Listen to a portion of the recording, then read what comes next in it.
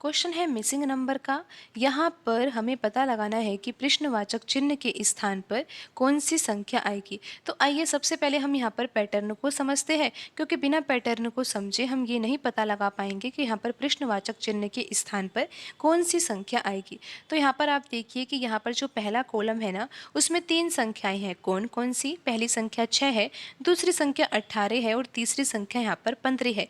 अब देखिए यहाँ पर जो दूसरा कॉलम है उसमें भी 3 संख्याएं हैं, 3 है, 2 है और 5 है। तो आइए अब हम यहाँ पर पैटर्न को समझते हैं। तो यहाँ पर करना क्या है, यहाँ पर जो 6 लिखा हुआ है पहले कॉलम में और दूसरे कॉलम में लिखा हुआ है 3, तो आपको क्या करना है, 6 में 3 से भाग देना है। तो यहाँ पर भागफल कितना आएगा, यहाँ पर भागफल आएगा 2। फिर आपको यहाँ पर क्या करना है, 18 में 2 से भाग देना है। तो यहाँ पर भागफल कितना आ जाएगा, भागफल यहाँ पर 9 आएगा। फिर यहाँ पर 15 है, यहाँ पर 5 है, तो 15 में अगर आप 5 से भाग दोगे ना, तो यहाँ पर भागफल कितना आ जाएगा, 3 आ जाएगा। तो आप एक बार फिर से समझिए कि यहाँ पर हम किस तरीके से प्रश्न को हल कर रहे हैं।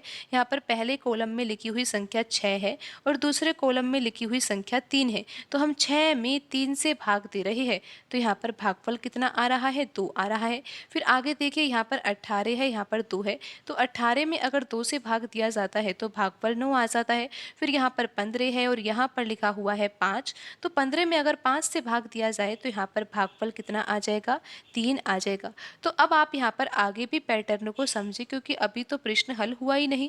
तो यहाँ पर अब देखिए कि जो तीसरे कॉलम में संख्या लिखी हुई है ना, पहली संख्या यहाँ पर 6 है और यहाँ पर आप देखिए कि जो भागफल आया है वो कितना है, 2। अगर आप 2 का गुणा 6 से करते हो ना, तो यहाँ पर कितना आ जाता है, 12 आ जाता है। आप यहाँ पर समझे कि किस तरह से यहाँ पर 12 आ रहा है। यहाँ पर भागफल तो 2 आ ही रहा था, लेकिन तीसरे कॉलम में जो संख्या लिखी हुई है ना, संख्या यहाँ पर 6 है और 2 गुणा 6 कितना होता है, 12 होता है। फिर आप देखिए कि जो यहाँ पर भागफल कितना आया था, दूसरी पंक्ति में यहाँ पर भागफल कितना आया था, 9 आया था। और यहाँ पर आप देखिए कि जो यहाँ पर तीसरा कॉलम है इसमें लिखा हुआ है 4, तो 9 का गुणा अगर 4 से किया जाएगा तो कितना आ जाएगा, 36 आ जाएगा। अब आप यहाँ पर देखिए कि हमें ज्ञात करना है कि प्रश्न चिन्ह के स्थान पर कौन सी संख्या आएगी। तो यहाँ पर भागफल कितना आया है, 3 आया है और तीसरे कॉलम में जो संख्या लिखी हुई है वो क्या है, 7।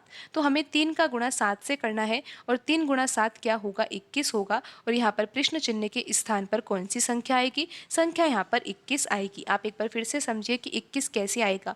यहाँ पर 15 है ना, यहाँ पर 5 है, तो 15 में हमें 5 से भाग देना है। तो यहाँ पर भागफल कितना आ जाएगा, 3 आ जाएगा और 3 का गुणा हमें 7 से करना है, तो 3 गुणा 7 कितना हो जाएगा, 21 हो जाएगा।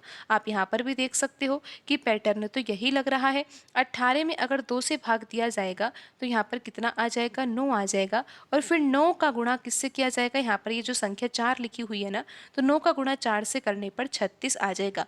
यहाँ पर भी देख लीजिए कि 6 में अगर 3 से भाग दिया जाएगा तो यहाँ पर भागफल तो 2 आएगा, फिर 2 का गुणा 6 से करने पर क्या आ जाएगा, 12 आ जाएगा। तो यहाँ पर तो हमें पता लगाना था कि प्रश्नवाचक चिन्ह के स्थान पर कौन सी संख्या आएगी। तो यहाँ पर संख्या 21 आएगी और ऑप्शन बी यहाँ पर सही होगा।